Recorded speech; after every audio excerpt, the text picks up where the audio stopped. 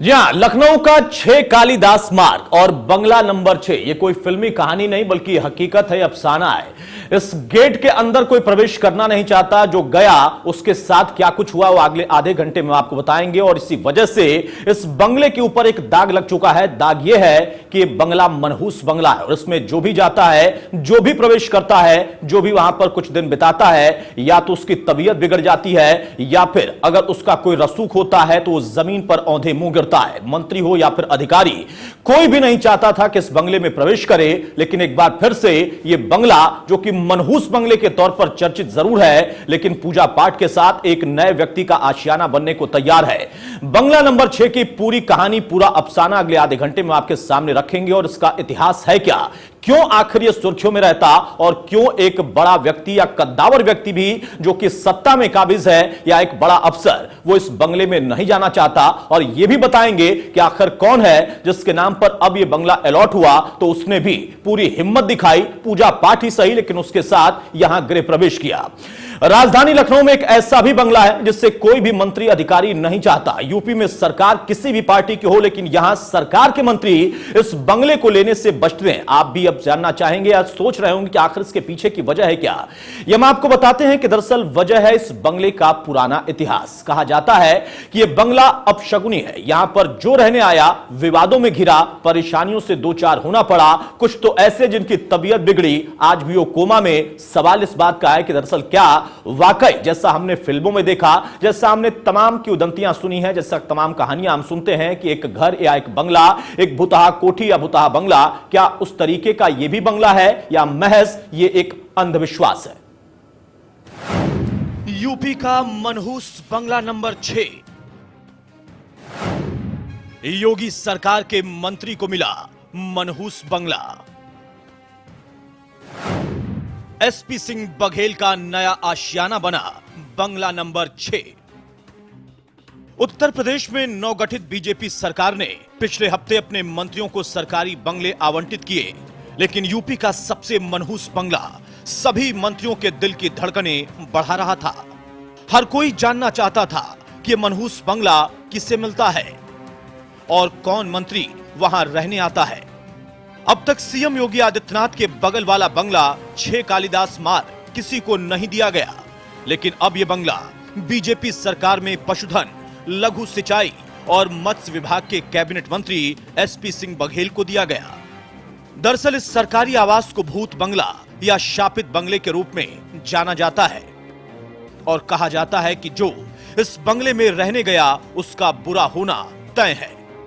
इसे संयोग कहें या फिर अंधविश्वास, यहां रहने वालों का कभी भला नहीं हुआ।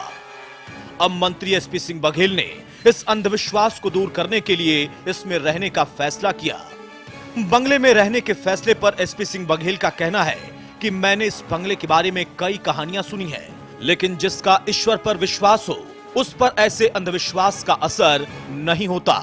मैं इसी घर में रहूंगा। शेर अपना रास्ता खुद चुनता है, वो लीक पे नहीं चलता है। तो मैं लीक पे नहीं चल रहा हूँ। दूसरी बात यह है कि भवन व्यक्ति का भविष्य तय नहीं करेगा, उसके कर्म भविष्य तय करेंगे। और ये भी सोचना चाहिए कि जब इतना सारा आप लोगों ने डरा दिया है, तो ये भवन मुझे ईश्वर की, संविधान की, कानून की हमेशा याद दिलाता रहेगा। तो सजग होकर के आदमी काम करेगा। बंगले में गृह प्रवेश से पहले मंत्री एसपी सिंह बघेल ने पूरा पूजा पाठ करवाया।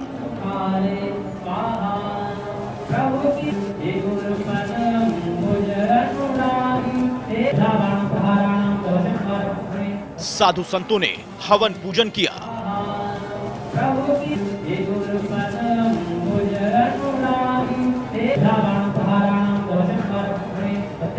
इसके अलावा 24 घंटे रामायण पाठ भी हुआ।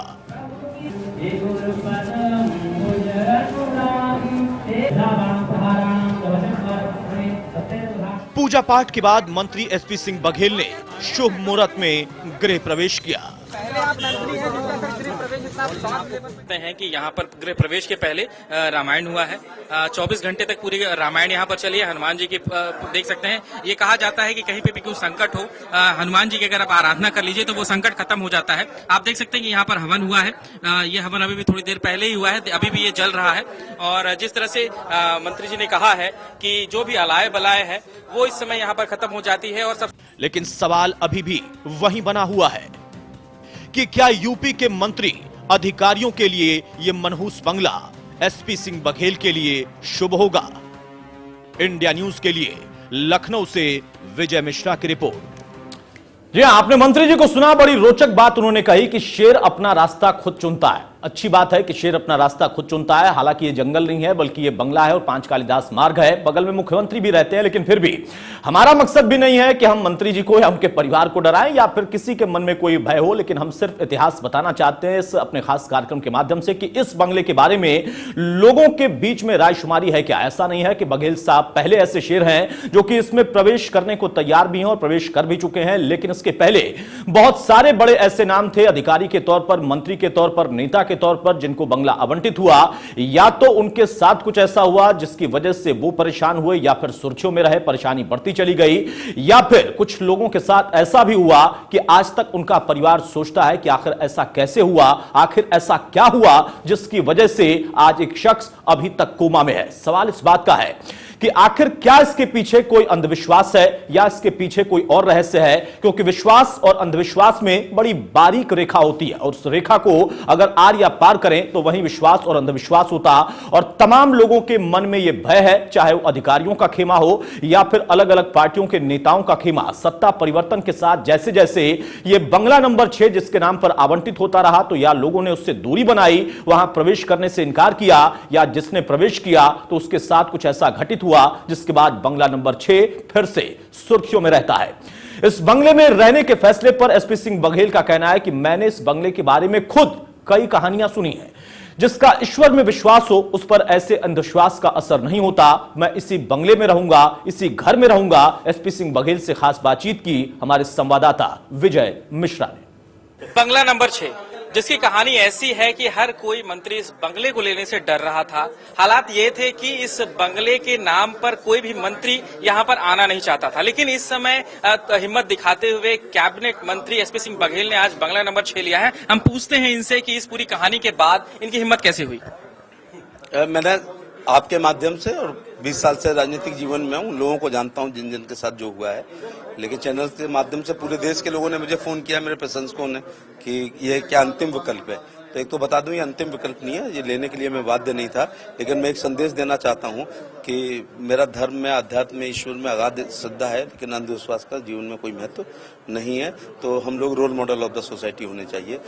6 नंबर अगर खाली रहता तो बड़ा खराब संदेश जाता कि इस खाली बंगले को कोई नहीं ले रहा, ये सरकारी संपत्ति का दुरुपयोग है। लेकिन तो कई ये लोग सर हैं जिन्होंने नहीं लिया। हाँ, नहीं लिया, वो उनकी अपनी सोच है। मैं शेर अपना रास्ता खुद चुनता है, वो लीक पे नहीं चलता है। तो मैं लीक पे नहीं चल रहा हूँ। दूसरी बात यह है कि भवन व्यक्ति का भविष्य तय नहीं करेगा, उसके कर्म भविष्य तय करेंगे। और ये भी सोचना चाहिए कि जब इतना सारा आप लोगों ने डरा दिया है तो ये भवन मुझे ईश्वर की, संविधान की, कानून की हमेशा याद दिलाता रहेगा। तो सजग होकर के आदमी काम करेगा, सजग होकर के काम करेगा, बिल्कुल। लेकिन अगर कहा जाए तो इस बंगले को लेकर के काफी सारे इतिहास पुराने हैं, उसकी जानकारी आपको है भी। तो पहली बार जब इस बात की चर्चा हुई कि नहीं आप बंगला नंबर 6 लेने जा रहे हैं, तो मन में क्या आया? कुछ भी नहीं आया। कई रिकॉर्ड होते ही हैं रिकॉर्ड तोड़ने के लिए, वरना वो रिकॉर्ड अंतिम रिकॉर्ड हो जाएगा। कॉलेज का बेन जॉनसन ने तोड़ा, उसका और किसी ने तोड़ा। जेलिसर में कहा जाता था कभी कोई दोबारा नहीं जीतता, मैं 3 बार जीत गया, वो भी लगातार जीत गया। तो वो एक 52 से इतिहास चल रहा था, उसको तोड़ने की प्रयास वहां पर किया। तो मेरे एकदम बाईं पड़ोसी माननीय मुख्यमंत्री जी हैं, दाहिने पड़ोसी उप मुख्यमंत्री जी हैं, और मुख्यमंत्री जी योगी और तपस्वी हैं। उनका जो प्रभाव मंडल है वो केवल 5 कालिदास मार्ग उससे लाभान्वित नहीं होगा, 6 भी होगा। और ये कालिदास मार्ग है। कालिदास के जीवन में भी एक परिवर्तन आया था, तो इस बंगले के जीवन में भी एक परिवर्तन आ सकता था। उसके पहले वो महामूर्ख थे, उसके बाद वो मेघदूत और रघुवंशम लिखने वाले महान विद्वान संस्कृत के हैं। तो ये कालिदास ही हमको सिखाता है कि व्यक्ति के जीवन में और भवन के जीवन में, किसी के भी जीवन में कभी भी परिवर्तन आ सकता है। और मेरे गार्जियन लोगों के बीच में हूँ, उनका पूरा संरक्षण रहेगा। बाईं तरफ मुख्यमंत्री, दाहिनी तरफ उप मुख्यमंत्री, और कभी चाय, चीनी, प्याज, टमाटर की जरूरत होगी तो दोनों पड़ोसी के यहाँ कटोरी भेजूंगा और वहां से चाय की पत्ती आएगी, कभी चीनी आएगी, कभी 2 टमाटर आएंगे। एक आखिरी सवाल है मेरा, बगल में मुख्यमंत्री हैं, जाहिर सी बात है, और शायद मुख्यमंत्री का इतनी बड़ी कवरेज हुई होगी किसी के उनके गृह प्रवेश में, और दूसरा फिर आप गृह प्रवेश में, तो ये क्या बंगला नंबर 6 का असर है या फिर? हाँ, आप आए बंगला नंबर 6 के लिए ही आए हैं। मैं इससे अच्छे भवन में जाता तो शायद कवरेज नहीं होती है। तो मैं सभी देवी देवताओं, ईश्वर, ग्राम देवता, घर देवता, अपने पुरखों को, सबको आमंत्रित करता हूं कि इसकी अलाय बलाएं दूर करें। जैसे मुख्यमंत्री जी के कुर्सी पे बैठने के साथ ही अपराध नियंत्रण हो गया है, तो 5 कालिदास मार्ग पे वो हैं, तो कुछ अलाय बलाएं वैसे ही टल जाएंगी। जब डरने की बात है, लेकिन दिल तो धड़क रहा होगा इस समय। मैंने कहा ना, ये मेरा कोई विकल्प ही नहीं था। I am not bound to. दिल धड़क रहा है। दिल तो धड़कता नहीं तो जिंदा नहीं होता। नहीं, वो दिल तो धड़कन की बात कर रहा हूं। मैं अभी भी कैंसिल कर सकता हूँ। मैं अभी भी इस बंगले में, जब आप दिखा चुके हैं तो ये मेरा वॉलंटरी डिसीजन है, तो इसको डाइल्यूट ना करिएगा। मैं इसको लेने के लिए बाध्य नहीं हूँ। I am not bound to take this. तो मैं स्वतः ले रहा हूँ और संदेश दे रहा हूँ कि अंधविश्वास ना मानिएगा। जी हां, तो बघेल साहब संदेश दे रहे हैं कि अंधविश्वास पर आप विश्वास ना करें, अंधविश्वास को दूर करें। लेकिन बड़ी रोचक बात है कि कहानियां उन्होंने भी सुनी है, और कहानियां सुनने के बाद उनका यह मानना है कि पूजा पाठ होनी चाहिए, क्योंकि वो ग्राम देवता से लेकर शहर देवता, पितरों, सभी पर विश्वास करते हैं। और इसीलिए रामायण पाठ भी कराया 24 घंटे, और साथ ही साथ बाकायदा वहां पर पूजा पद्धति कराई गई। हालांकि हिंदुओं में गृह प्रवेश का एक अपना परंपरा उसकी हमेशा से रही है। किसी भी छोटे या बड़े घर में कोई प्रवेश करता है तो पूजा पाठ जरूर होती, लेकिन बंगला नंबर 6 में प्रवेश करने से पहले पूजा पाठ की आवश्यकता कुछ ज्यादा थी, क्योंकि बघेल साहब को खुद भगवान, संविधान और कानून सबकी याद आ रही, क्योंकि बंगला नंबर 6 की कहानियां वो भी बखूबी जानते हैं। अब सवाल इस बात का है कि स्वतः उन्होंने बंगला नंबर 6 को चुना, वो एक रिकॉर्ड तोड़ना चाहते हैं। अब दिलचस्प होगा देखना यह कि इस बंगला नंबर 6 का रिकॉर्ड कायम रहता है या वाकई बघेल साहब ये रिकॉर्ड तोड़ते हैं। बहरहाल हमारी तरफ से उनको जरूर शुभकामनाएं। इस बंगले में गृह प्रवेश से पहले मंत्री एसपी सिंह बघेल ने पूरा पूजा पाठ पद्धति के साथ कराया। साधु संतों ने वहां पर हवन पूजन यज्ञ किया। इसके अलावा 24 घंटे का रामायण पाठ भी हुआ। पूजा पाठ के लिए पहुंचे पंडितों से भी हमारे सहयोगी विजय मिश्रा ने बातचीत की। बंगला नंबर 6, जी हाँ, कालिदास का बंगला नंबर 6, जिसका इतिहास इतना पुराना है कि यहाँ पर कोई भी आया है या तो उसका पद चला गया है या फिर उनकी जान चली गई है। मेरे साथ यहाँ पर पंडित जी हैं, जो कि यहाँ पर आप देख सकते हैं कि इसके गृह प्रवेश के लिए आए हुए हैं। मैं इनका नाम पूछूंगा, ये कहाँ से आए हुए हैं ये पूछूंगा, ये 5 कलश इनके हाथों में क्यों है, इसके बारे में मैं जानकारी लूंगा। पंडित जी, क्या नाम है आपका और कहाँ से आए हैं आप? जी, हमारा नाम है गोविंद शास्त्री और हम नैमिषारण्य से आए हैं। वैसे हमारा यहाँ भी आश्रम है, डालीगंज में ऋषि आश्रम। मैं देख रहा हूँ कि आपके हाथ में नारियल है, एक कलश इनके हाथ में है, एक कलश इनके हाथ में है, एक कलश इनके हाथ में है, एक कलश इनके हाथ में है। उन्होंने फूल लिया हुआ है, और शायद अभी मंत्री जी भी जब आएंगे तो उनके हाथ में भी एक कलश होगा। इस कलश का क्या आशय है और यहाँ पे किस तरह की पूजा वगैरह की आपने, और इस पूजा के बाद यहाँ की आदि व्याधि के लेकर क्या आपने किया? देखिए, यहाँ पर सर्वप्रथम तो भगवान का पूजन किया गया, रामचरितमानस का अखंड पाठ हुआ। और रामचरितमानस कहते हैं भगवान मंगलमय परमात्मा है। वो जब भगवान का नाम लेकर के हम कोई कार्य करते हैं तो हमारे जीवन में सब मंगल ही मंगल होता है। यदि शुभ कार्य करते हैं और परमात्मा का नाम लेकर करते हैं तो कार्य में किसी प्रकार से कोई विघ्न बाधा नहीं आती है, और यदि कोई अशुभ कार्य करेंगे तो उसमें जरूर विघ्न बाधाएं आएंगी। तो हमारे मंत्री जी हैं, भगवान का नाम लेकर के, देखिए कितने बढ़िया संयोग की बात है। मुख्यमंत्री श्री आदित्यनाथ योगी जी हैं, वो भी योगी हैं, और हमारे मंत्री जी तो योगी के सानिध्य में रह करके फिर अमंगल की कामना कैसे कर सकते हैं? तो आप पूजन के बाद जो भी अमंगल तत्व है यहाँ से वो बाहर हो गए? बिल्कुल बिल्कुल, निश्चित रूप से इसमें किंचन मात्र भी कोई संदेह नहीं है। बिल्कुल परमात्मा का नाम लेकर के इसमें प्रवेश करेंगे, कभी भी किसी प्रकार से कोई भी समस्या नहीं होगी। और बढ़िया दिव्यता के साथ में हवन हुआ, अखंड रामायण का पाठ हुआ, भगवान का नाम लेकर के। अभी 11:40 से लेकर के 12 बजे तक का गृह प्रवेश का मुहूर्त है, शुभ मुहूर्त है। तो उसी शुभ मुहूर्त में अभी आपका गृह प्रवेश होगा मंत्री जी का, और बड़े आनंद के साथ में समाज की जो उनको सेवा करने का अवसर मिला है तो समाज की सेवा करेंगे। और कहते हैं कि यदि नियत तेरी अच्छी है तो किस्मत तेरी दासी है। तो अच्छी नियत के हिसाब से शुभ कर्म करेंगे तो उन्नति होगी, अवनति नहीं हो सकती। जी बिल्कुल, मतलब ये कहा जा सकता है कि पंडित जी ने जिस तरह से बताया है कि बाकायदा इस गृह प्रवेश के पहले यहाँ पर 24 घंटे तक रामायण का पाठ हुआ है, हवन किया गया है, 5 पंडित यहाँ पर कलश लेकर के भी खड़े हैं और एक जैसे बताया जा रहा है कि 1 घंटे का जो मुहूर्त है ये 11:40 से लेकर के करीब 12:40 के बीच का मुहूर्त है। तो 20 मिनट के इस मुहूर्त में मंत्री जी को गृह प्रवेश करना है और ये माना जा रहा है कि इस 20 मिनट के मुहूर्त में अगर मंत्री जी इसमें प्रवेश करते हैं तो कोई भी व्याधा जो है वो उनके ऊपर नहीं पड़ेगी और जो ये बंगला नंबर अशुभ माना जाता था वो बिल्कुल शुभकारी होगा। कैमरा राशिद के साथ विजय मिश्रा, इंडिया न्यूज, लखनऊ।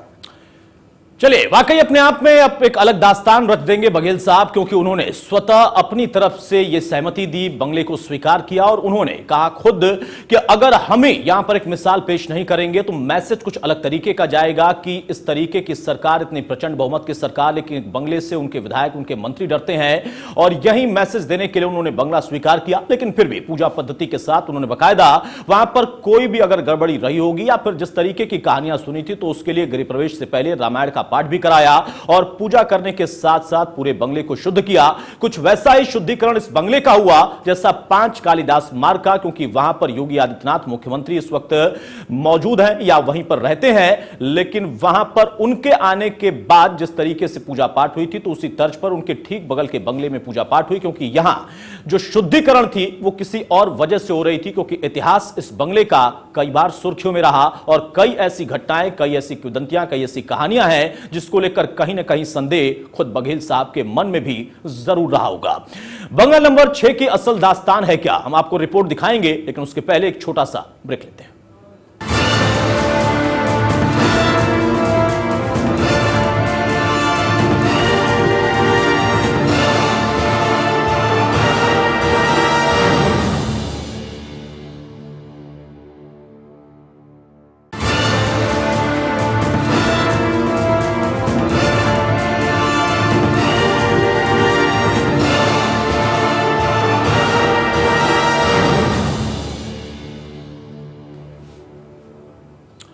चलिए, ब्रेक से हम आगे बढ़ते हैं। फिल्मी कहानियों में, फिल्मी दास्तानों में हमने बहुत कुछ देखा है कि रियल लाइफ में किस तरीके से रियल लाइफ में व्यवस्था दिखाई जाती है या किसी बंगले के बारे में, उस मनहूसियत के बारे में चर्चा होती है और फिल्मों में उसे जिस तरीके से परोसा जाता है तो जहन में कई सवाल पैदा होते हैं, लेकिन हकीकत में किस तरीके का अफसाना। ऐसी कई कहानियां हैं, किसी कोठी, किसी बंगले, किसी मकान को लेकर के वास्तु दोष होता है या फिर कुछ और तरीके की घटनाएं। क्या उन तमाम बिंदुओं को इस बंगले से भी जोड़कर देखा जा सकता है? क्योंकि अगर इस बंगले के इतिहास को हम टटोल कर देखें तो कई बड़े ऐसे नाम जो कि अपने आप में रसूखदार थे, चाहे वो अफसरान के तौर पर या सत्ता में काबिज सत्तासीनों के तौर पर, लेकिन जैसे ही इस बंगले में उन्होंने प्रवेश किया, कद घटा, पद घटा, शरीर से भी मात खाया या फिर कहें तो उनके ऊपर पड़ा एक बहुत बुरा साया। लेकिन अब इसी साये से हटने के लिए, बचने के लिए, छंटने के लिए बघेल साहब ने शेर की चाल चली है। अब चाल कितनी कामयाब रहेगी, कितनी दमदार रहेगी, इस पर सबकी निगाह होगी, लेकिन फिर भी मिसाल उन्होंने जरूर कायम की। यूपी की सत्ता के गलियारों में मनहूस बंगले के नाम से मशहूर इस बंगले में जो भी रहने आया उसके साथ कुछ हुआ, बुरा ही हुआ। किसी की कुर्सी गई, कोई पार्टी से बाहर हो गया, कोई अपने करीबियों से दूर हो गया, तो कोई अस्पताल पहुंच गया और कई ऐसे जिनको जेल तक की हवा खानी पड़ी।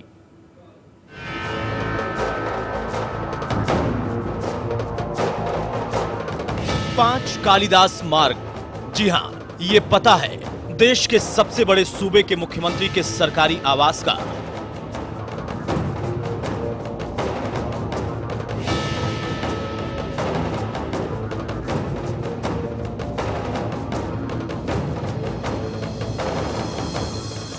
इस बंगले में रहने की ख्वाहिश हर पार्टी के नेता की होती है, लेकिन इस बंगले का कोई पड़ोसी नहीं बनना चाहता। कोई भी मुख्यमंत्री के पड़ोस में रहने को तैयार नहीं होता।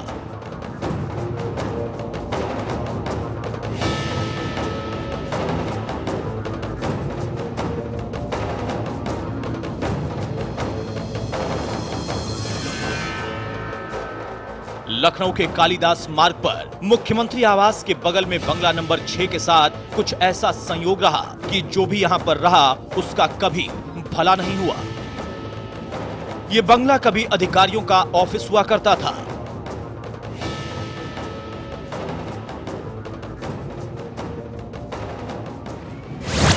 मुलायम सरकार में मुख्य सचिव रही नीरा यादव यहां पर रहती थी। इसी बंगले में रहते हुए उन पर मुसीबतों का पहाड़ टूटा। नोएडा में प्लॉट आवंटन मामले में नीरा यादव का नाम आया। इतना ही नहीं, प्लॉट आवंटन मामले में उन्हें जेल तक जाना पड़ा। इसके बाद नीरा यादव का नाम यूपी के भ्रष्ट अधिकारियों की सूची में टॉप पर पहुंच गया।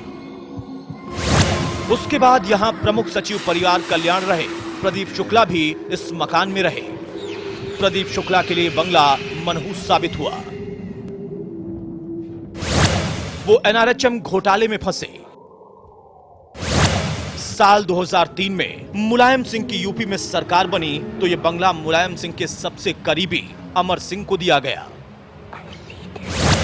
नतीजा हुआ कि 2007 के विधानसभा चुनाव में मुलायम सिंह की करारी हार हुई। यहां तक कि अमर सिंह को सपा से बाहर निकाल दिया गया। इसके साथ ही कई विवादों में अमर सिंह का नाम भी आया।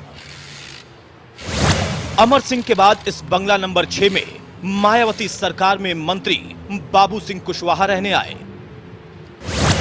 4 सालों तक सत्ता की मलाई खाने वाले बाबू सिंह कुशवाहा सरकार के आखिरी समय में एनआरएचएम घोटाले में फंसे।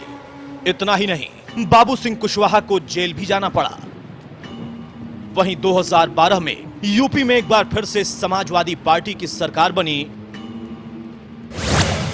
तो यह बंगला मुलायम सिंह के करीबी कैबिनेट मंत्री वकार अहमद शाह को दिया गया।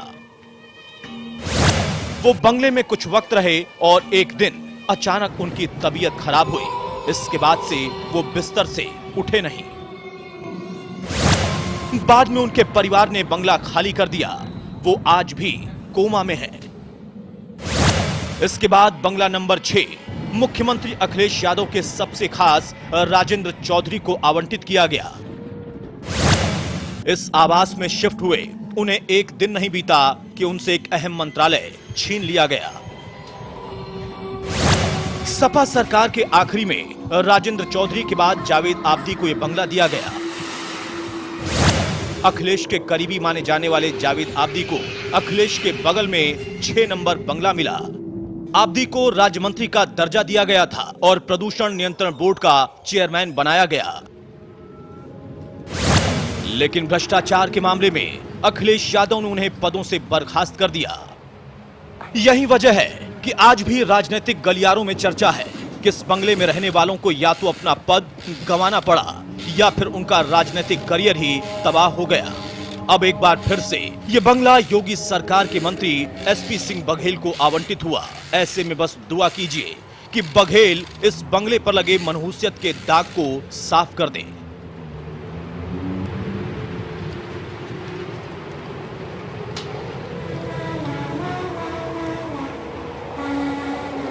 इंडिया न्यूज के लिए लखनऊ से अरविंद चतुर्वेदी के साथ विजय मिश्रा की रिपोर्ट।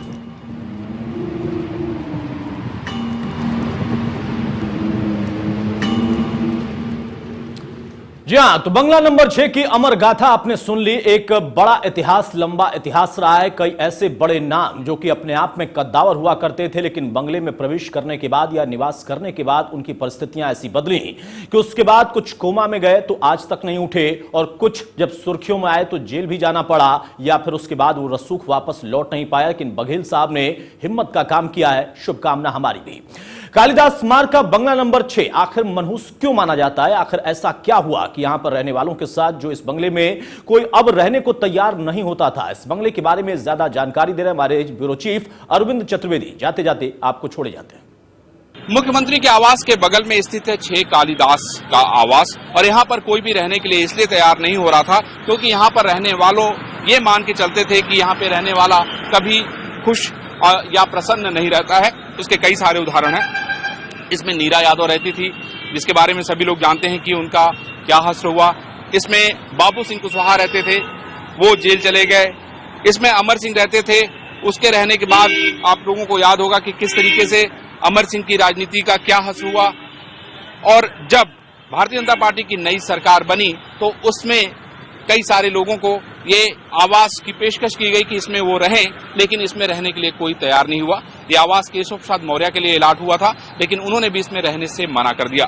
लेकिन अब कैबिनेट मंत्री एसपी सिंह बघेल 6 कालिदास मार्ग में रहने के लिए तैयार हो गए हैं और वो इस मामले को लेकर कहते हैं कि ऐसा कुछ नहीं होता है, ये साइंस की दुनिया है और साइंस में सब कुछ जांच, देख और परख के होता है। गौरव के साथ अरविंद चतुर्वेदी, इंडिया न्यूज, लखनऊ।